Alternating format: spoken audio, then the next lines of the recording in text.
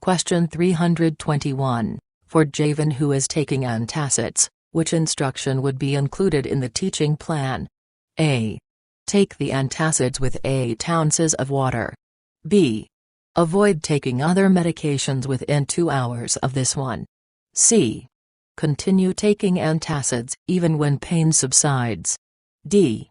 Weigh yourself daily when taking this medication. Question 321. Answer: B. Avoid taking other medications within 2 hours of this one.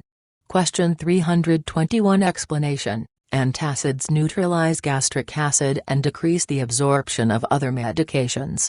The client should be instructed to avoid taking other medications within 2 hours of the antacid. Water, which dilutes the antacid, should not be taken with antacid. A histamine receptor antagonist should be taken even when pain subsides. Daily weights are indicated if the client is taking a diuretic, not an antacid. Question 322. Which clinical manifestation would the nurse expect a client diagnosed with acute cholecystitis to exhibit? A. Jaundice, dark urine, and steatorrhea. B. Acute right lower quadrant, RLQ, pain, diarrhea, and dehydration. C. Ecchymosis petechiae, and coffee ground emesis.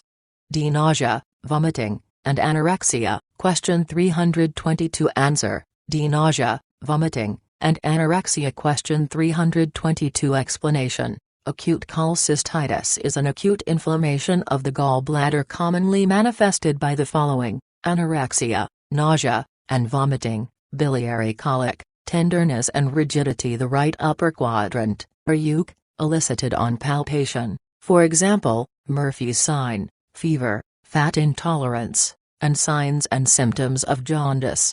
Ecchymosis, petechiae, and coffee ground emesis are clinical manifestations of esophageal bleeding. The coffee ground appearance indicates old bleeding. Jaundice, dark urine, and steatorrhea are clinical manifestations of the icteric phase of hepatitis. Question 323. Pierre, who is diagnosed with acute pancreatitis, is under the care of Nurse Brian. Which intervention should the nurse include in the care plan for the client? A. Administration of vasopressin and insertion of a balloon tamponade. B. Preparation for a paracentesis and administration of diuretics. C. Maintenance of nothing by mouth status and insertion of nasogastric tube with low intermittent suction. D. Dietary plan of a low-fat diet and increased fluid intake to 2,000 ml/day. Question 323. Answer: C. Maintenance of nothing by mouth status and insertion of nasogastric tube with low intermittent suction. Question 323. Explanation: With acute pancreatitis, the client is kept on nothing by mouth status to inhibit pancreatic stimulation and secretion of pancreatic enzymes. Intubation with low intermittent suction is used to relieve nausea and vomiting, decrease painful abdominal distension, and remove hydrochloric acid. Vasopressin would be appropriate for a client diagnosed with bleeding esophageal varices.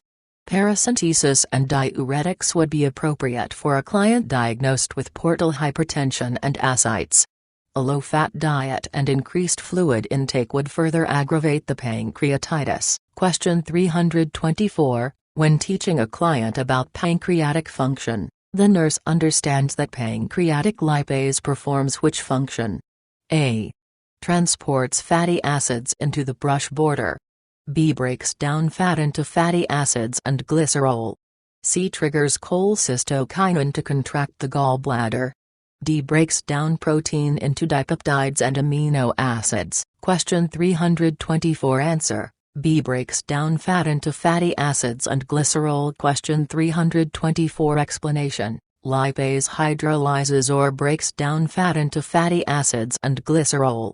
Lipase is not involved with the transport of fatty acids into the brush border. Fat itself triggers cholecystokinin release.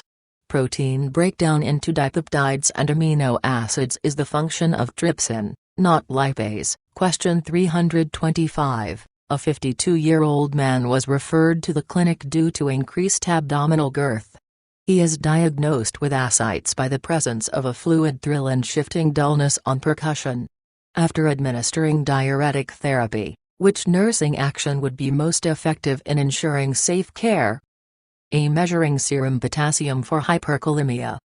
B. Assessing the client for hypervolemia. C. Measuring the client's weight weekly. D. Documenting precise intake and output. Question 325. Answer: D. Documenting precise intake and output. Question 325. Explanation: for the client with ascites receiving diuretic therapy, careful intake and output measurement is essential for safe diuretic therapy. Diuretics lead to fluid losses, which if not monitored closely and documented, could place the client at risk for serious fluid and electrolyte imbalances. Hypokalemia, not hyperkalemia, commonly occurs with diuretic therapy. Because urine output increases, a client should be assessed for hypovolemia, not hypervolemia. Weights are also an accurate indicator of fluid balance. However, for this client, weights should be obtained daily, not weekly. Question 326. Which assessment finding indicates that lactulose is effective in decreasing the ammonia level in the client with hepatic encephalopathy? A. Passage of 2 or 3 soft stools daily. B. Evidence of watery diarrhea. C. Daily deterioration in the client's handwriting. D. Appearance of frothy, foul-smelling stools. Question 326. Answer: a passage of 2 or 3 soft stools daily. Question 326. Explanation: lactulose reduces serum ammonia levels by inducing catharsis, subsequently decreasing colonic pH and inhibiting fecal flora from producing ammonia from urea. Ammonia is removed with the stool. 2 or 3 soft stools daily indicate effectiveness of the drug. Watery diarrhea indicates overdose. Daily deterioration in the client's handwriting indicates an increase in the ammonia level and worsening of hepatic encephalopathy. Frothy, foul-smelling stools indicate steatorrhea, caused by impaired fat digestion. Question 327. Nurse Farah is providing care for Christoph, who has jaundice. Which statement indicates that the nurse understands the rationale for instituting skin care measures for the client? A. Jaundice is associated with pressure ulcer formation. B.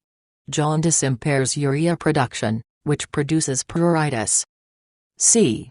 Jaundice produces pruritus due to impaired bile acid excretion. D. Jaundice leads to decreased tissue perfusion and subsequent breakdown. Question 327. Answer: C. Jaundice produces pruritus due to impaired bile acid excretion. Question 327. Explanation: jaundice is a symptom characterized by increased bilirubin concentration in the blood. Bile acid excretion is impaired, increasing the bile acids in the skin and causing pruritus. Jaundice is not associated with pressure ulcer formation. However, edema and hypoalbuminemia are.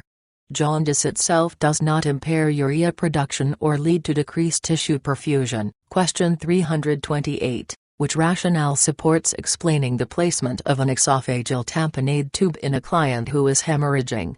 A. Allowing the client to help insert the tube. B. Beginning teaching for home care. C. Maintaining the client's level of anxiety and alertness. D. Obtaining cooperation and reducing fear. Question 328. Answer: D. Obtaining cooperation and reducing fear. Question 328. Explanation: an esophageal tamponade tube would be inserted in critical situations. Typically, the client is fearful and highly anxious. The nurse therefore explains about the placement to help obtain the client's cooperation and reduce his fear. This type of tube is used only short-term and is not indicated for home use. The tube is large and uncomfortable. The client would not be helping to insert the tube. A client's anxiety should be decreased, not maintained, and depending on the degree of hemorrhage, the client may not be alert. Question 329. For Rico, who has chronic pancreatitis, which nursing intervention would be most helpful? A. Allowing liberalized fluid intake. B. Counseling to stop alcohol consumption. C. Encouraging daily exercise. D. Modifying dietary protein. Question 329. Answer B. Counseling to stop alcohol consumption. Question 329. Explanation. Chronic pancreatitis typically results from repeated episodes of acute pancreatitis. More than half of chronic pancreatitis cases are associated with alcoholism. Counseling to stop alcohol consumption would be the most helpful for the client. Dietary protein modification is not necessary for chronic pancreatitis. Daily exercise and liberalizing fluid intake would be helpful but not the most beneficial intervention. Question 330. Mr. Hasekasa is in end-stage liver failure. Which interventions should the nurse implement when addressing hepatic encephalopathy? Select all that apply.